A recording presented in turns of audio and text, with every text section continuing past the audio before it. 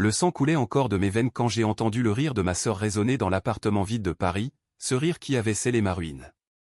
J'étais mort, étouffé par les dettes qu'il m'avait imposées, trahi par ceux qui m'avaient élevé, et pourtant, en un battement de cils, l'air frais du printemps 2023 m'a giflé le visage. J'étais de retour, dans mon corps de 28 ans, la veille du mariage qui allait tout détruire.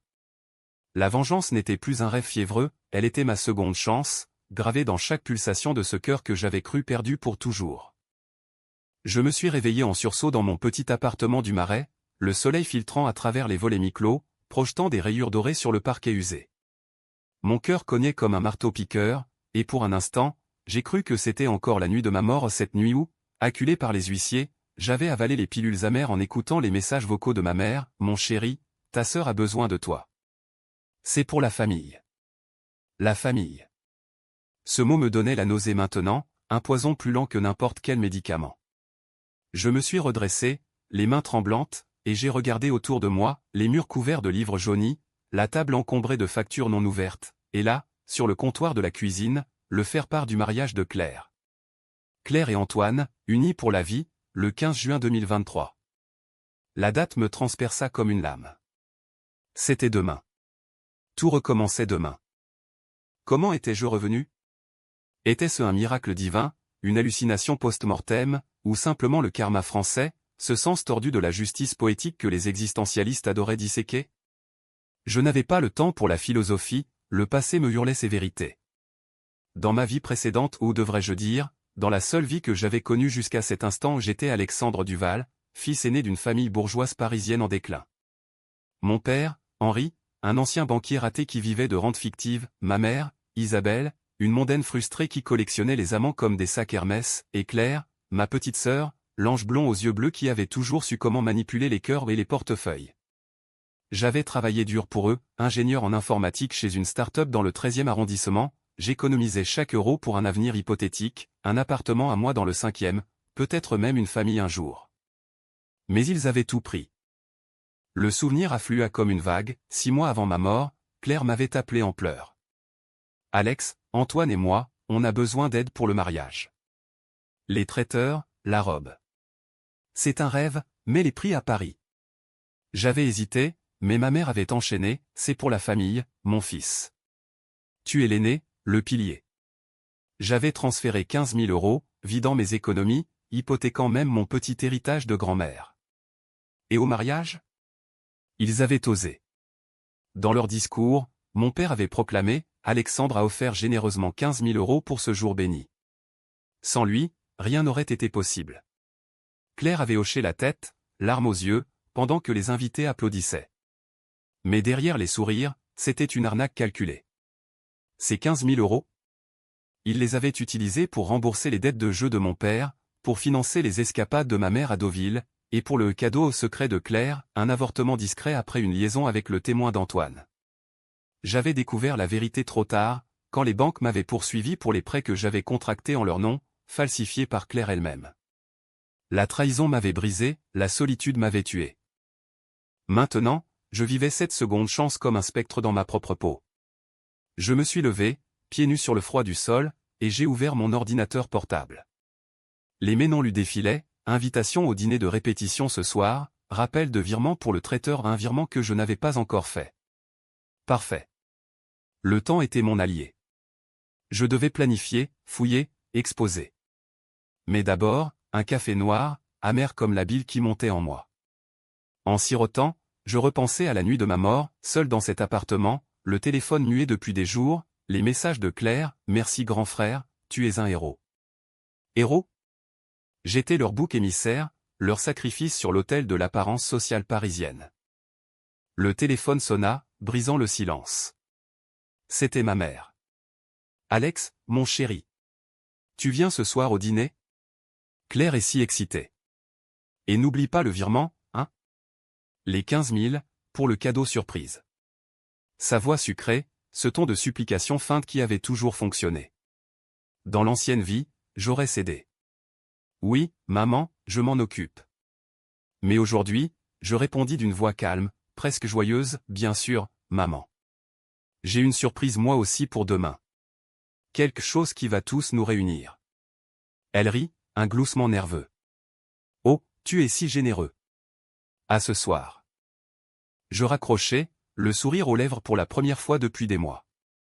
La vengeance n'était pas un mot vide, c'était une symphonie à composer, note par note. Je commençai par les dossiers. Dans ma vie précédente, j'avais tout ignoré, les relevés bancaires falsifiés, les mailles effacées entre Claire et un certain P.E. son amant, un promoteur immobilier véreux qui l'avait engrossé avant de la larguer. J'accédais à mon compte en ligne, vérifiant les traces numériques que j'avais négligées. Là, un transfert de 5 000 € de mon compte vers un sien anonyme, daté d'il y a 2 semaines. Et un mail supprimé, récupérable avec un peu de hacking basique. J'étais ingénieur, après tout. Claire, l'avortement est fait. Garde le silence, ou ton frère paie pour nous tous. Signé P. Mon sang se glaça, puis bouillit. Ce n'était pas seulement de l'argent, c'était un complot familial, une toile d'araignée tissée dans l'ombre des boulevards haussmanniens. Mon père savait pour les dettes de jeu, ma mère pour ses amants dont l'un était précisément ce P, un vieil ami de la famille. Il m'avait utilisé comme paravent, le fil dévoué qui absorberait les chocs. Et moi, idiot, j'avais cru à l'amour filial. Mais maintenant, j'avais les preuves, capture d'écran, relevés, même une vidéo floue d'une clinique privée dans le 16e, où Claire avait disparu une journée entière.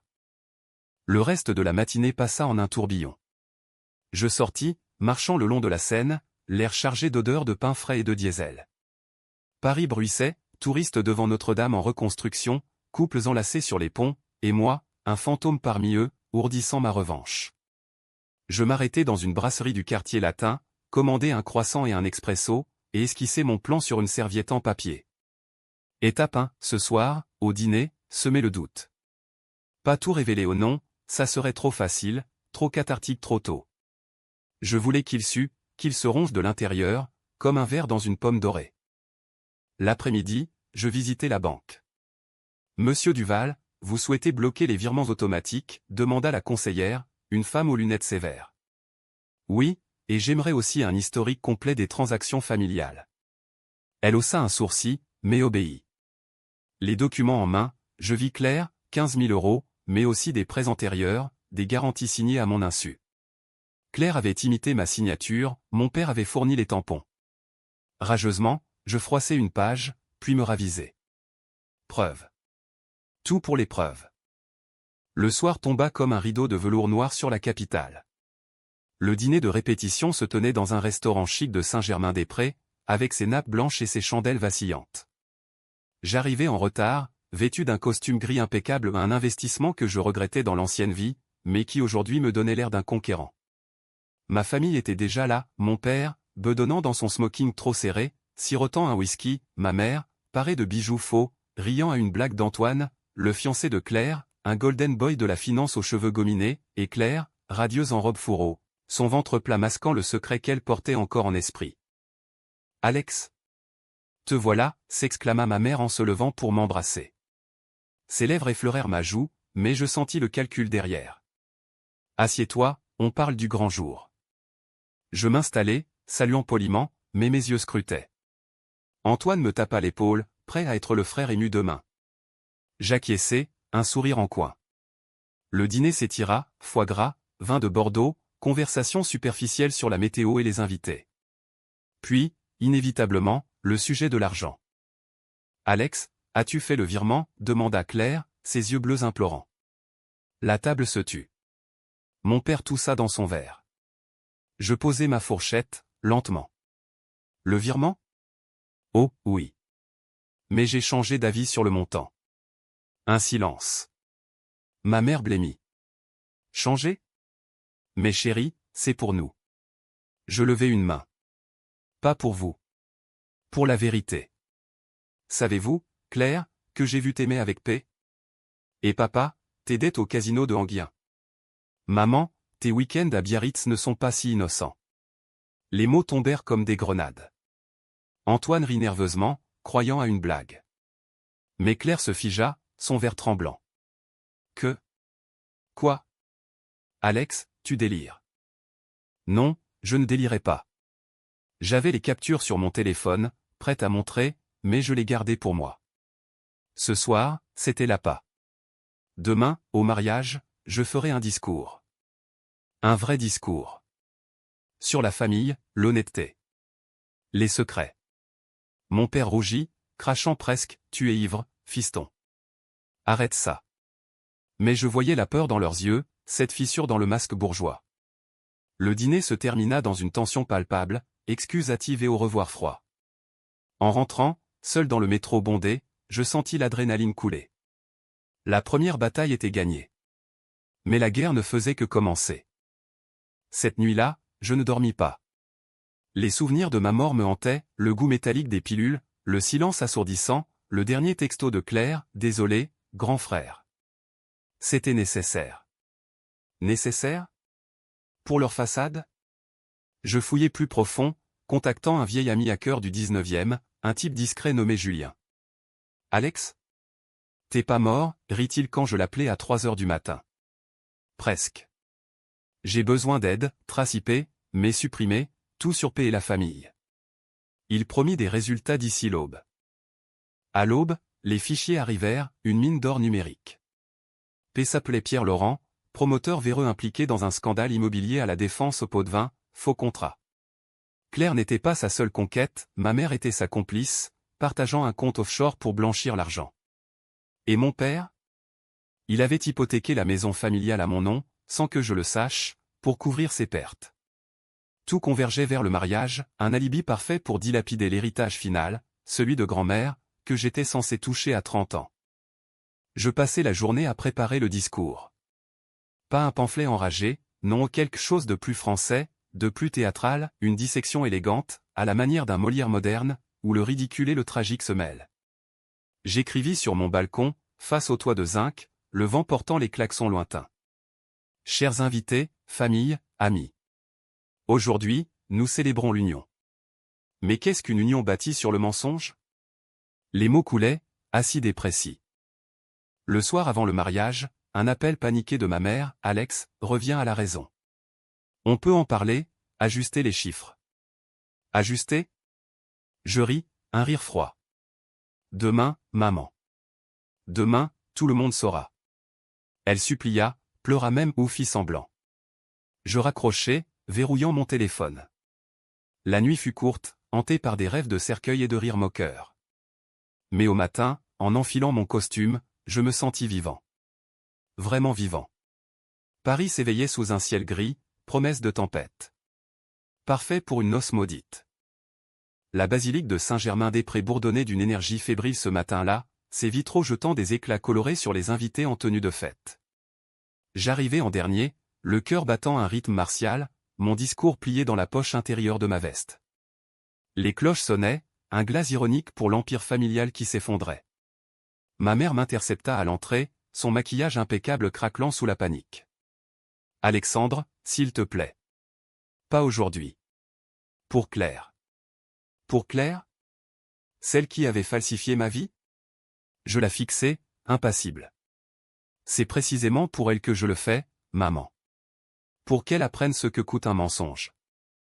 À l'intérieur, l'air était lourd d'encens et de parfums chers. Antoine, nerveux en queue de pie, serrait des mains, Claire, éblouissante en robe blanche vaporeuse, rayonnait sous les flashs des photographes.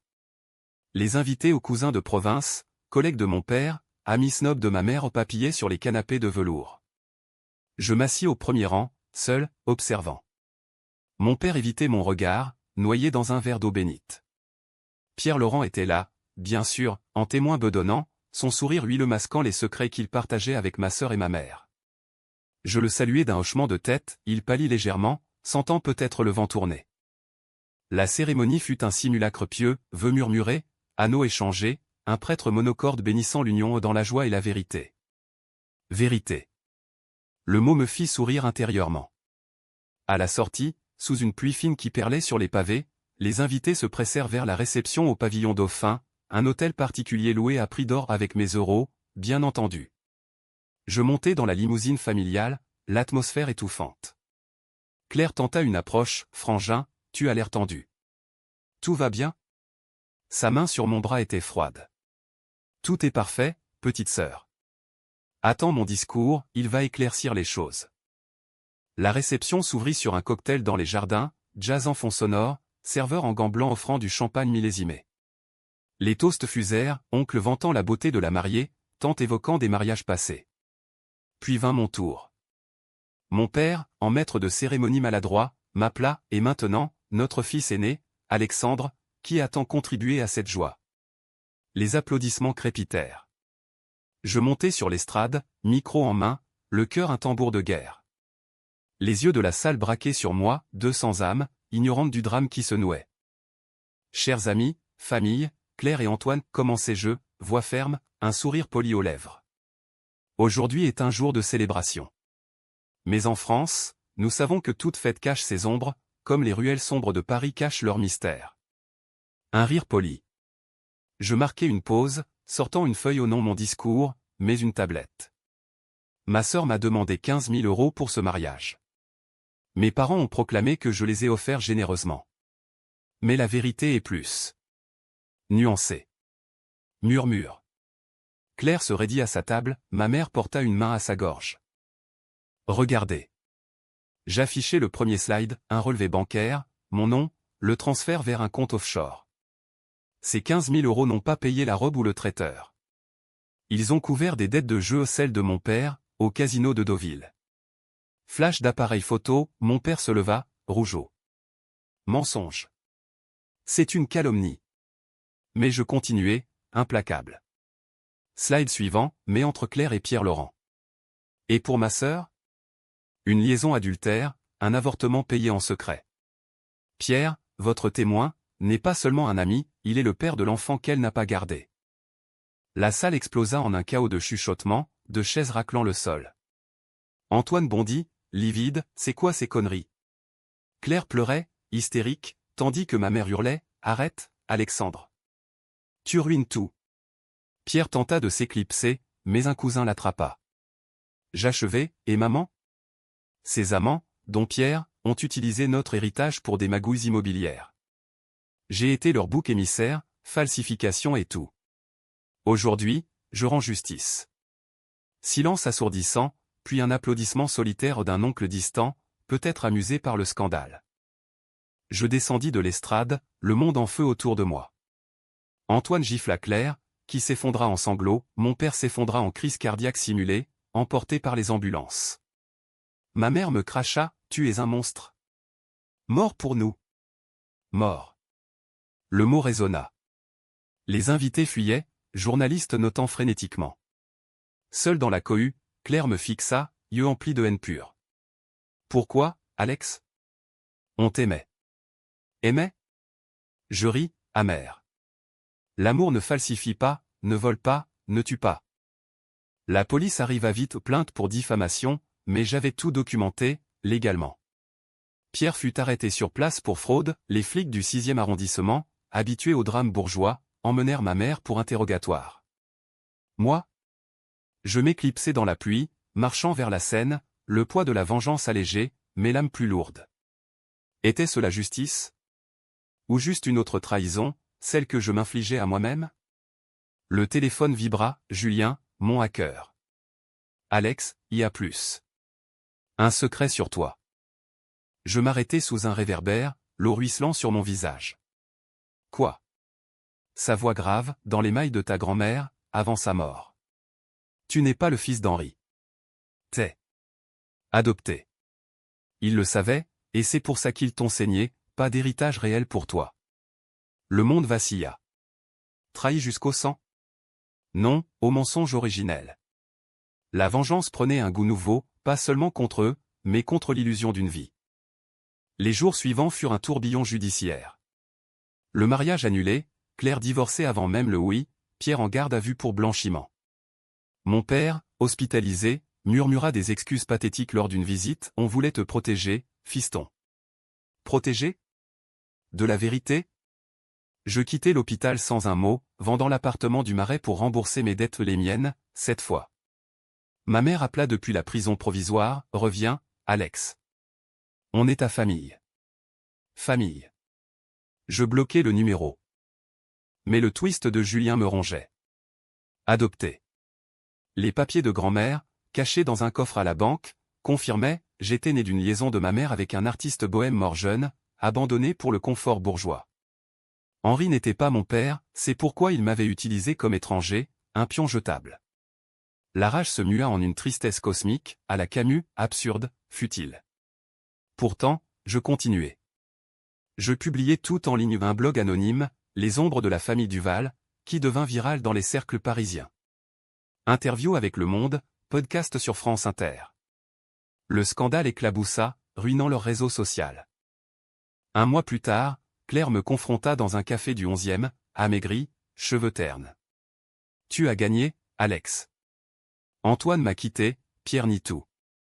Maman est en thérapie, papa en maison de repos. » Ses yeux, rougis, cherchaient du pardon. Pourquoi ne pas nous laisser une chance? Je sirotais mon café, froid. Parce que vous ne m'en avez pas donné une. Et maintenant, je sais, je ne suis même pas des vôtres. Elle blêmit. Quoi? Je lui tendis les papiers d'adoption. Lis. Ton grand frère est un imposteur, comme vous tous. Elle s'effondra en larmes, mais je partis, indifférent. La vengeance était douce, mais creuse. Paris continuait, lumière de la tour Eiffel scintillant la nuit, indifférente aux drames humains. Je déménageais dans un studio du 20e, plus modeste, plus vrai. Un nouveau job chez une ONG Tech, aidant les victimes de fraude familiale. Ironie française. Pourtant, les nuits étaient hantées. Étais-je revenu pour ça? Pour détruire, ou pour renaître? Un soir, un mail anonyme, de Claire. Je suis enceinte à nouveau. De Pierre. Aide-moi, s'il te plaît. La boucle se fermait. Aider? Ou laisser sombrer? Je supprimai le message, mais le doute s'insinua. La vraie revanche, peut-être, était le pardon ou son refus.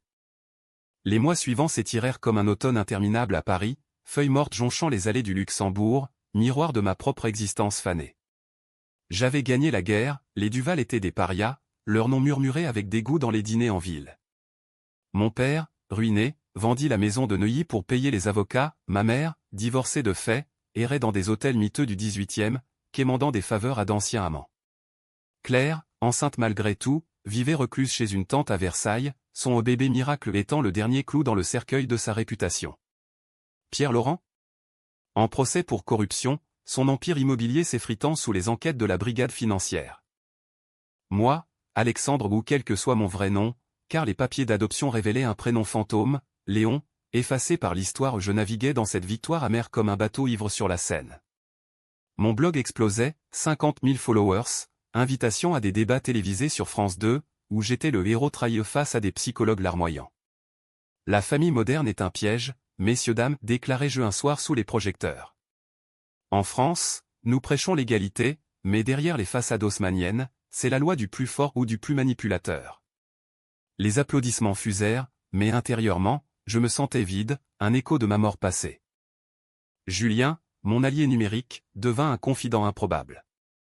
On se retrouvait dans des bars de Belleville, bières artisanales à la main, disséquant les restes du complot. « T'as vu ça » me lança-t-il un soir, étalant des prints. « Ta mère a essayé de te faire accuser de chantage. Elle a contacté un privé pour fouiller ton passé. » Je ris, jaune. Quelle creuse. Elle trouvera seulement un gosse abandonné, pas un criminel. Mais la paranoïa s'installa, nuit blanche, ombre dans les ruelles, le sentiment que la trahison n'était pas finie. Un après-midi pluvieux, alors que je marchais le long du canal Saint-Martin, mon téléphone sonna au numéro inconnu. Alexandre? C'est Isabelle. Ta mère. Sa voix brisée, un sanglot réprimé. Je suis seul. Viens me voir, s'il te plaît. À l'hôpital Cochin. C'est grave. Grave. Le mot déclencha un flash, ma mort, la solitude. Contre mon gré, je m'y rendis. Elle gisait dans une chambre stérile, perfusion au bras, diagnostic, cancer du pancréas, stade avancé. Karma, murmurai-je en entrant. Elle secoua la tête, yeux vitreux. Non. Conséquence. Les nuits sans sommeil, la culpabilité. J'ai tout perdu, Alex. À cause de toi. À cause de moi? La vieille colère remonta. Non, Isabelle. À cause de vos mensonges. L'adoption, les falsifications, l'avortement caché. Vous m'avez tué une fois, je suis revenu pour vous enterrer. Elle tendit une main tremblante. Écoute. Il y a plus. Ton vrai père. Léon, l'artiste. Il a laissé une lettre, dans le coffre de la banque. Pour toi. Lila.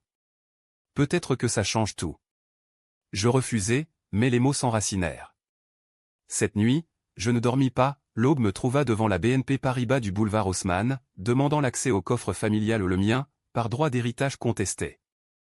La lettre était là, jaunie, cachée de cire brisée. Écrite d'une main artiste, fluide, mon fils, si tu lis ceci, c'est que le monde t'a caché de moi. J'étais Léon Moreau, peintre maudit des années folles tardives, mort en 1995 d'une overdose d'absinthe et de regret. Ta mère m'a quitté pour l'argent d'Henri, emportant mon cœur et toi. Sache que tu portes mon sang, la passion, la révolte. Ne te laisse pas enchaîner par les Duval. Crée, détruit, vice. Ton père qui t'aime, même dans l'ombre. Des larmes coulèrent, inattendues. Pour la première fois, la vengeance se fissura. Étais-je vraiment leur victime, ou un héritier d'un chaos plus grand? Je confrontai Claire le lendemain, dans son exil versaillais. Elle ouvrit la porte, ventre arrondi sous un pull ample, yeux cernés. Alex. Entre. L'appartement était modeste, poster de voyage jauni au mur. Le bébé? De Pierre, demandai-je, sans préambule. Elle hocha la tête, s'asseyant lourdement. Oui. Il veut rien savoir. Comme toi. Ironie. Je lui tendis la lettre. Lis ça. Et dis-moi, saviez-vous pour l'adoption? Elle lut, pâlit. Vaguement. Maman en parlait en chuchotant. On te détestait pour ça, tu sais? Le bâtard qui prenait sa place. Le mot frappa comme un coup. Donc, les 15 000, c'était pas seulement pour le mariage.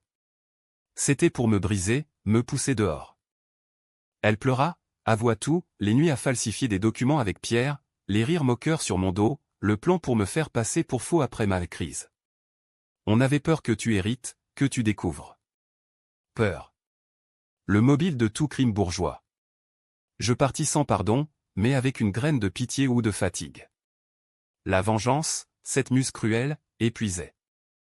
Bientôt, un nouveau front s'ouvrit, les médias. Un producteur de Canal+ proposa un docu-série, La famille brisée, l'affaire Duval. J'acceptai, motivé par l'argent, l'ironie et le désir de catharsis publique. Les tournages dans mon studio du 20e furent intenses, reconstitution de la mort, acteurs avalant des pilules factices, interviews avec des psys sur le syndrome du fils sacrifié. En France, la famille est sacrée, mais toxique, commentai-je à la caméra. Ma résurrection métaphorique est un cri contre l'hypocrisie. Mais le twist familial persista. Mon père, libéré sous caution, m'envoya un colis, des photos d'enfance, moi bébé dans ses bras, avec une note, tu es mon fils, peu importe le sang. Pardonne. Émotion ou manipulation? Je brûlais les photos dans un brasero improvisé sur mon balcon, cendres volant vers les toits. Pourtant, le doute grandissait. Étais-je le vengeur, ou le destructeur? Claire accoucha un soir d'hiver, un appel désespéré, c'est une fille. Elle s'appelle Léonie, comme ton père. Léonie. Un pont vers l'inconnu. J'hésitai, puis vins à la maternité de Port-Royal. La petite, minuscule dans ses langes, me fixa de ses yeux bleus comme Claire, comme moi. Tiens-la, murmura-t-elle. Je le fis, et quelque chose se brisa, pas la rage, mais l'armure. Je ne pardonnerai pas, dis-je. Mais pour elle, peut-être une trêve. La trêve fut courte. Pierre, en liberté conditionnelle, tenta de kidnapper l'enfant pour chantage.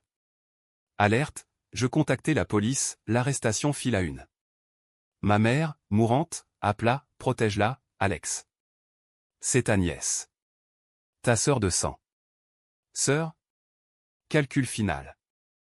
Je raccrochai, mais visitai son chevet. Adieu, Isabelle. Elle mourut 2 jours plus tard, sans legs, sans regret exprimé. La vengeance culmina lors du procès de Pierre, je témoignai, voix d'acier, exposant la toile. Condamné à 10 ans, il cracha, tu as tout détruit pour rien. Pour rien? Peut-être. Mais dans la salle, Claire hocha la tête, reconnaissante. De retour à Paris, je peignis pour la première fois un portrait abstrait de Léon, couleur vive sur toile bon marché. L'héritage du sang. Pourtant, la tension montait. Des menaces anonymes, tu paieras pour la famille. Étaient-ce les Duval restants, ou mon imagination?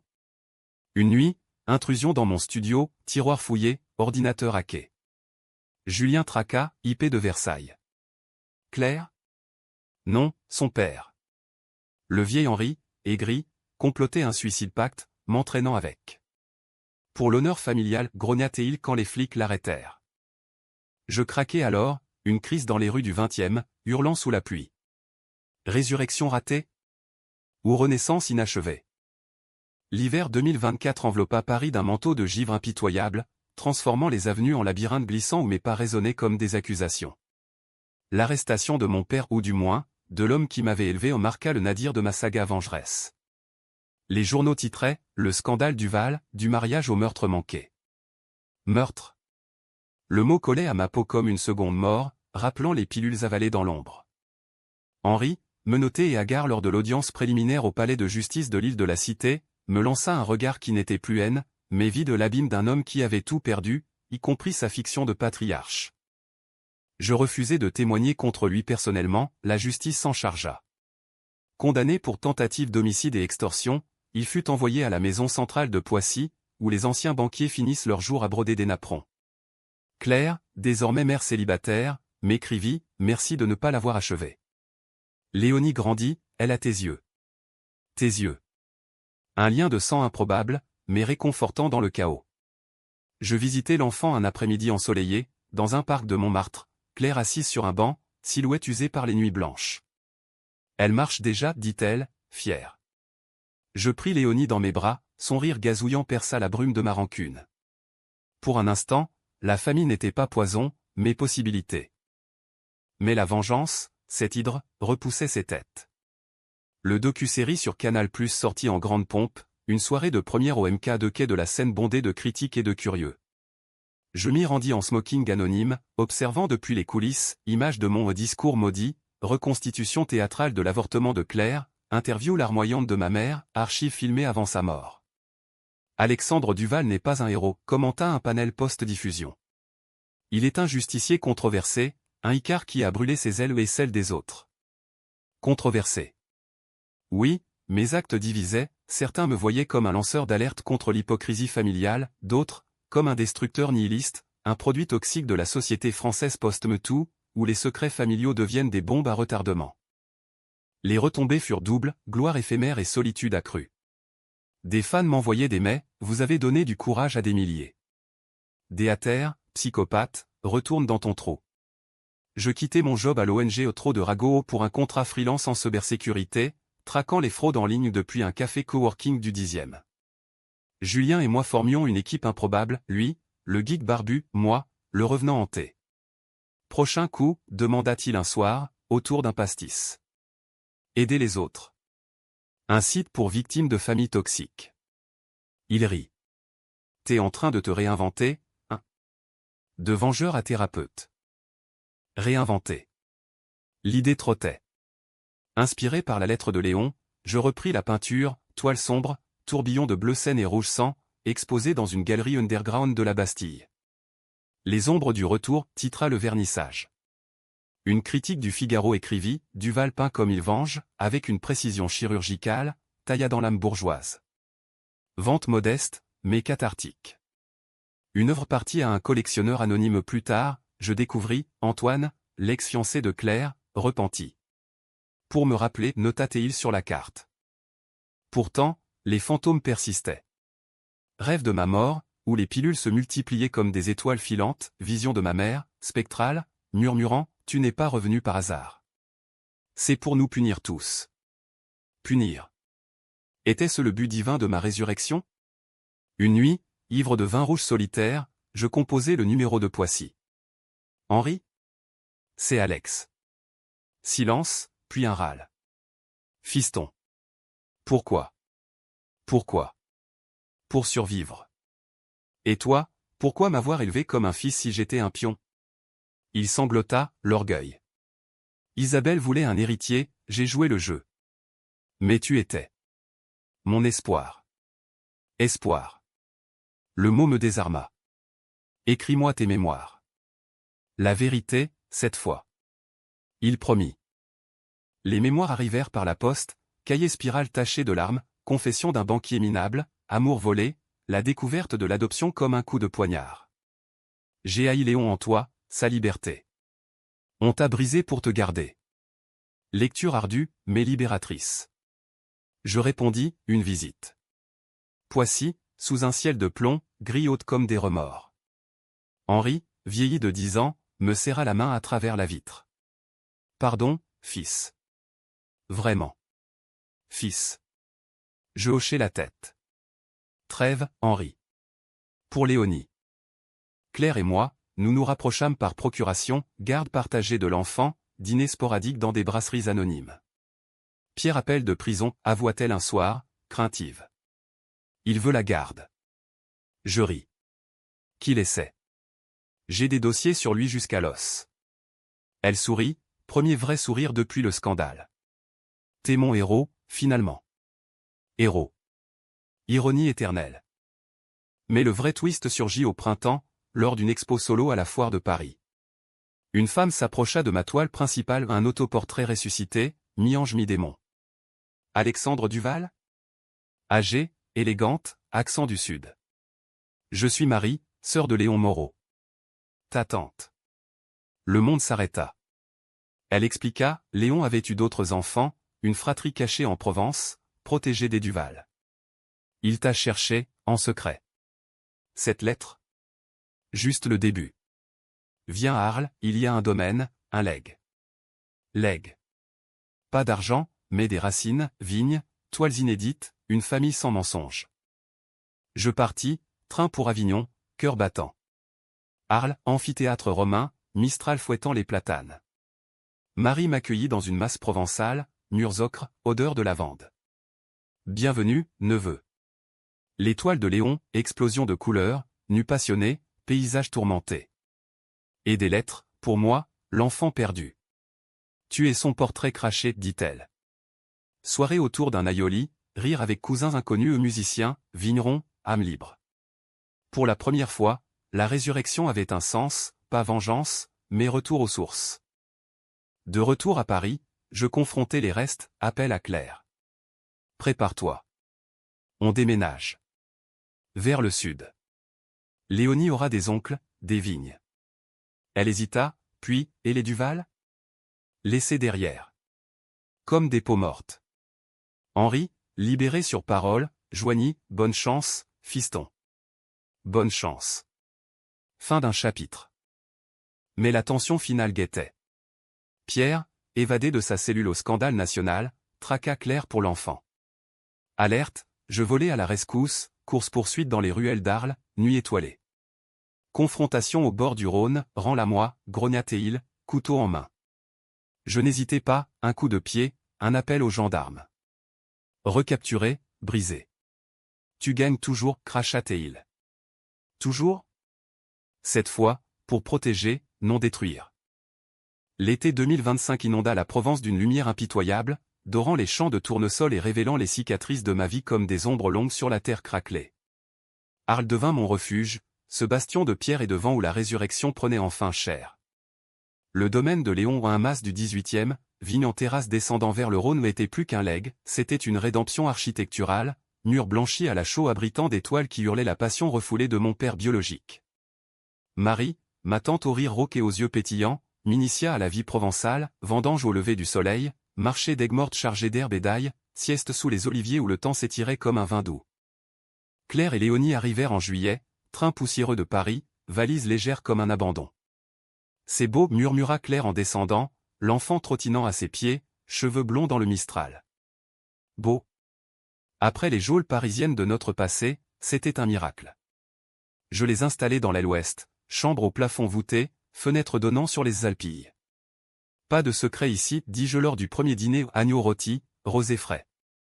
Seulement vérité. Claire hocha la tête, marquée mais résiliente.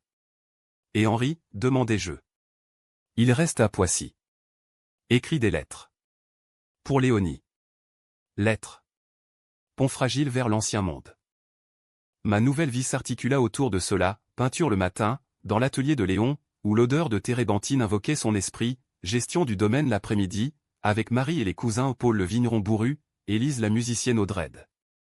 Mon blog évolua, de confession vengeresse à chronique sur la renaissance familiale, interview avec des exilés parisiens cherchant refuge au sud. La France profonde guérit ce que la capitale empoisonne, écrivis-je. Viral encore, mais apaisé. Julien visita, émerveillé, t'es passé de cybervigilante à hippie chic. On rit, buvant jusqu'au lever. Pourtant, les échos du passé grondaient comme un orage lointain. Les médias, insatiables, flairèrent le comeback, un journaliste de Libération débarqua, micro tendu. Duval, après le scandale, la rédemption? Ou juste fuite? Fuite? Non. C'est reconstruction, répondis-je, face à la caméra improvisée.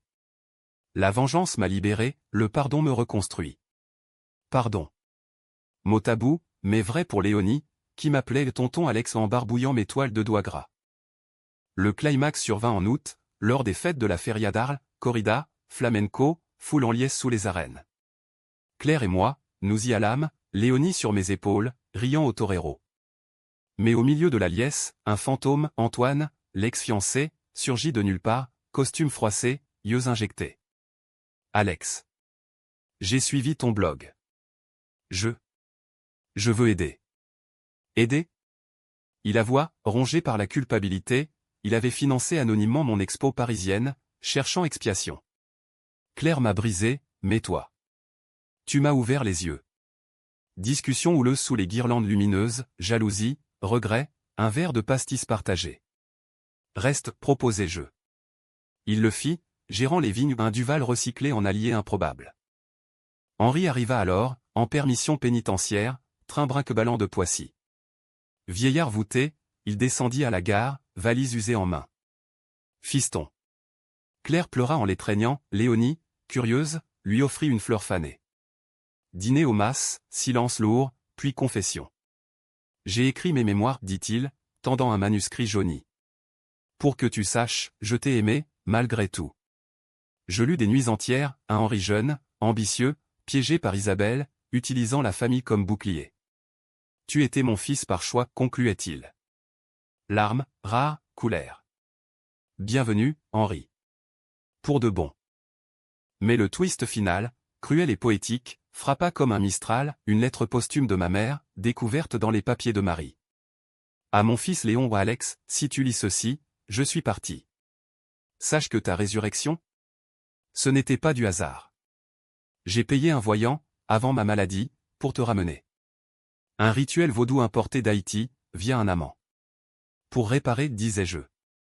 Mais c'était égoïste, pour que tu me pardonnes dans l'au-delà. Rituel? Superstition ou folie? Je ris, incrédule, mais un frisson remonta, les pilules, le retour, tout aligné. Était-ce la magie noire qui m'avait ranimé, ou juste le hasard existentiel? La révélation secoua, mais libéra. J'organisai une crémation symbolique, cendre d'Isabelle, envoyée par notaire, dispersée dans le Rhône, Claire et moi psalmodiant un adieu provençal. Au revoir, maman. Paix. Léonie, ignorant, cueillit des joncs au bord de l'eau. L'automne vint, vendange triomphale, vin corsé, étiqueté résurrection. Vente à des cavistes parisiens, ironie douce. Antoine et Claire? Une étincelle, dîner complice, peut-être un nouveau départ. Henri, gracié pour bonne conduite, s'installa dans une dépendance, taillant les rosiers avec zèle. Moi? Peinture vendue à des galeries de Marseille, un livre en gestation, de la mort à la vigne, une vengeance provençale. La fin? Pas bic ACH, mais ouverte, à la française, un soir d'hiver, sous les étoiles d'Arles, Léonie endormie, Claire à mes côtés, Henri ronflant au loin. Es-tu heureux? Demanda-t-elle. Heureux. Plus que ressuscité. La vengeance avait été le scalpel, le pardon, la suture. Paris s'effaçait, un mirage haussmannien, ici, dans le sang de Léon, je vivais enfin. Et si c'était une boucle? Si demain, un nouveau mensonge surgissait? Bah, j'avais appris, la famille n'est pas sang, mais choix. Et le mien était ce mas, ses vignes, ses âmes rachetées. Fin, ou début éternel.